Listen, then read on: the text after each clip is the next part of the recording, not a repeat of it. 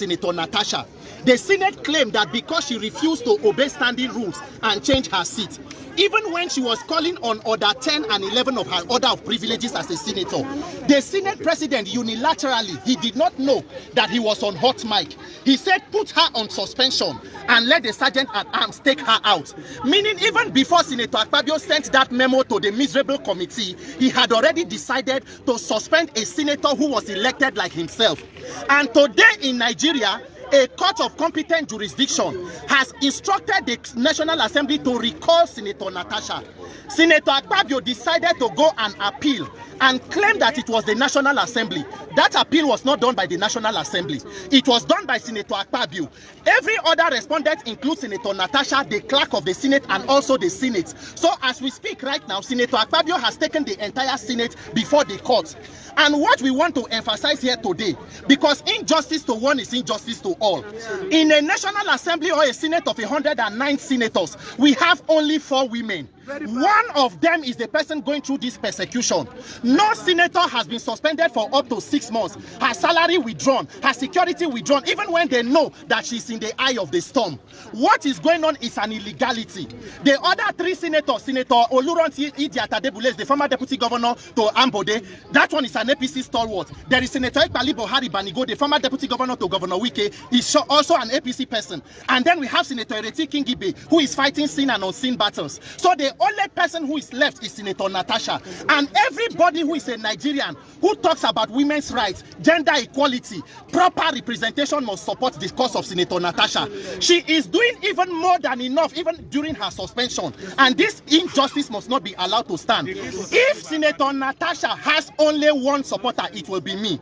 We will stand by her to ensure, because if women will not speak up for women, we the men will rise up and protect the rights of our own women.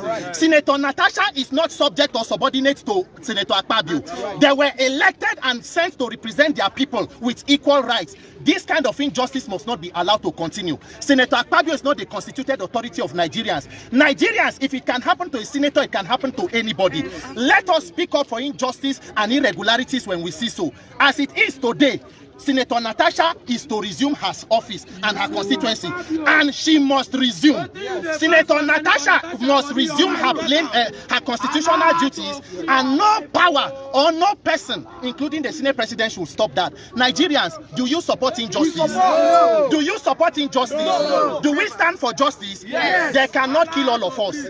Our generation will make the difference. This Nigeria, I know die here, I live here. This injustice against Senator Natasha must not be sustained. Thank you very much. So let's just go calmly and then if the court said she should come back. What are you gonna do? A bullet, you take some bullets and it's okay. They saw their uniforms themselves. Even commissioner of police now is not even given car. Their furniture for office now person go buy for them. Police community relation commission. Now then they buy charge sheets. That is why they cannot do what they need to do. Police suffer past number. If they won't go house, they go fold uniform put for pockets. What a tragedy of a country. Look at our.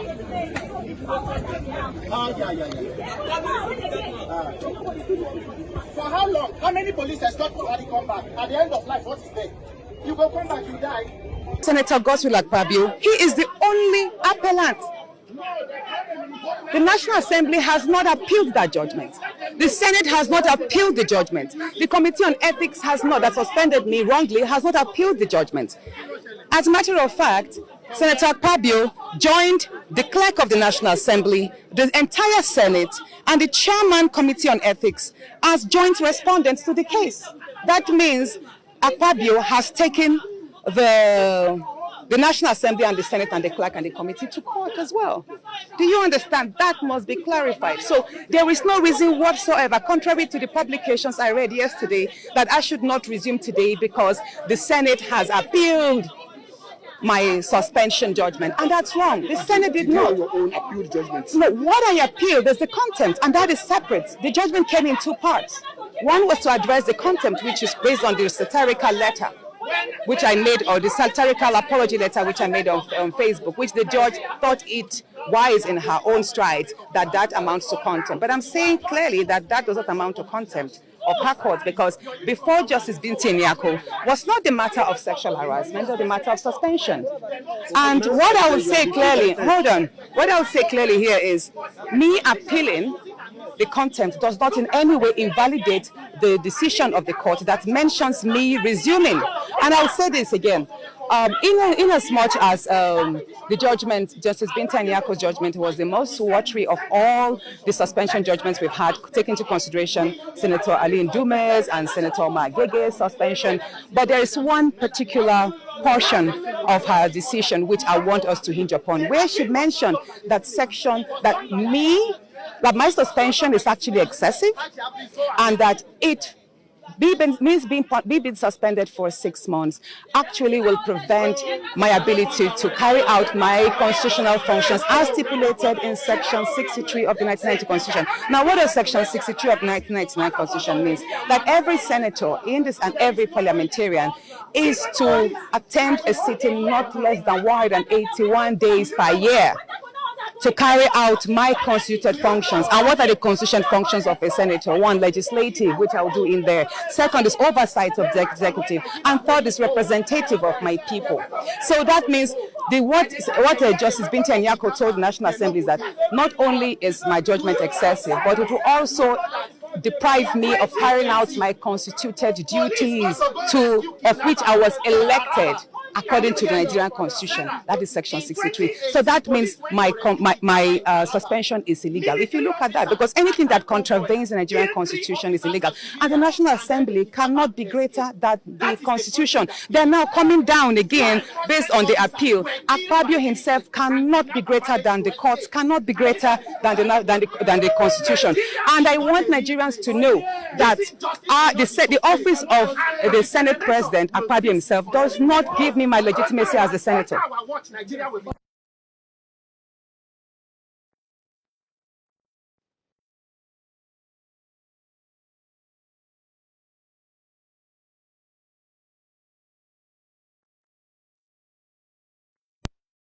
Election. So me being well, of course see,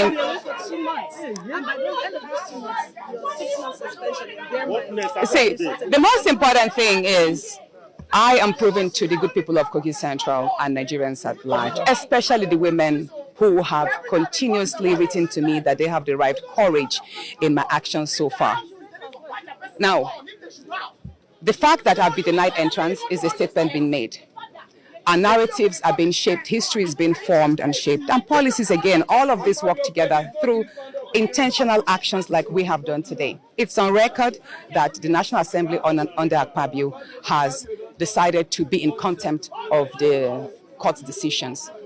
And it's quite ironic because they are actually lawmakers. So that puts to question how far and how ripe is Nigeria's democracy in this day and age. So, however, if we decide to turn our backs and go home, we are not ignorant of the fact that the National Assembly is most likely going to go into recess tomorrow for 2 months, and they will resume pretty much in the last week of September. And like you rightly said, that means they would have pretty much served the earlier 6 months suspension. I'm saying that because as at now, I'm no more suspended. And there's something very important I would like to say. Even the suspension ab initio was fraudulent because the document that recommended my suspension was not attested to by the senators, the members of the committee. It was just an attendance sheet that was photocopied as their signatures. And if we are to go through that, that means ab initio from the onset, the suspension is wrong because the documents, the recommendation itself was faulty. So that's having mentioned that.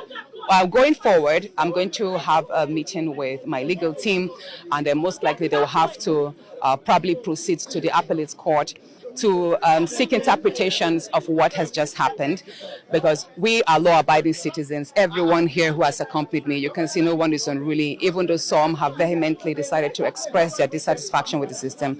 I am a law-abiding citizen, and it is very important I do mention, and Nigerians should know that even though we do have 2 federal government criminal cases against me, they are on criminal defamation simply because I spoke up on the threat to life. And everybody has a right to speak up on their threat to life. And Nigerians should know that I am not facing charges of corruption, I'm not facing charges of embezzlement, I'm not facing charges of drug abuse, and neither am I facing charges of murder. And it's ironic that the people who are actually testifying as witnesses in the two federal government cases have cases at EFCC, have files at EFCC on record that they have actually embezzled state funds running into billions. So it's really, let me say this, it's very important that I do mention the flip of our judicial system, the flip of how institutions are being utilized to oppress people who are innocent.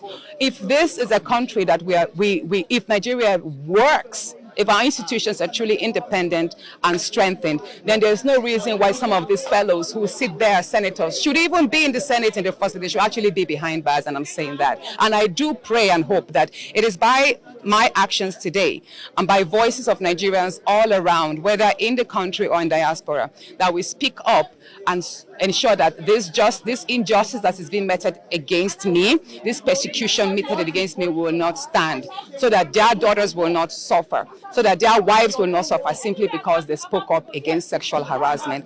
And I'm sorry I have to mention this, because you see, people have wondered, Natasha, how come there's so much hate? How come you were suspended for 6 months? Just the day after you tendered your petition on sexual harassment, you were suspended. And then there was the fraudulent recall. We all saw how we survived a recall. And then there's been a whole lot of attacks against me, which by the grace of God I've survived. And whenever people ask me, Natasha, why is there so much hate from the Senate President against you? Why is that the institutions have turned against you, even though, by and large, you are pretty much one of the fairest senators or politicians in Nigeria? And I tell them, this is just an iceberg of what I have had to suffer and endure in the Senate under Akpabio's leadership for the last 1 year. Many of you thought that my speech on that floor, when I told him I was not afraid of him, and I did mention, I said, if you make me speak to the media on what I have had to endure in your hands, it would go pretty.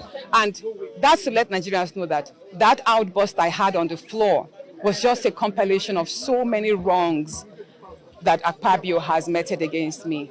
And I will say this, pretty much it's a shame that we have had so many good Senate presidents. We've had Chuba Akpadibo of blessed memory. We've had Senator David Mark. We have had Bukola Saraki. We've even had Ahmed Lawal, who is a senator right now. And I'd say this pretty much is the worst assembly Nigeria has ever had. And I hope we will not have to suffer this anymore, because it tells a lot on the individual. And I've said this before and I'm saying it again.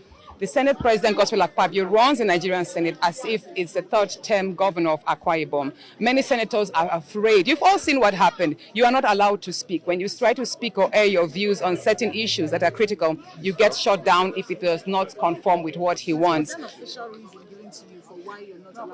So far, I've not been given any official reason. I've only read on the papers yesterday that I should not resume today because the Senate has appealed. And that is why I presented to you that the Senate has not appealed the judgment. It is Akpabio himself.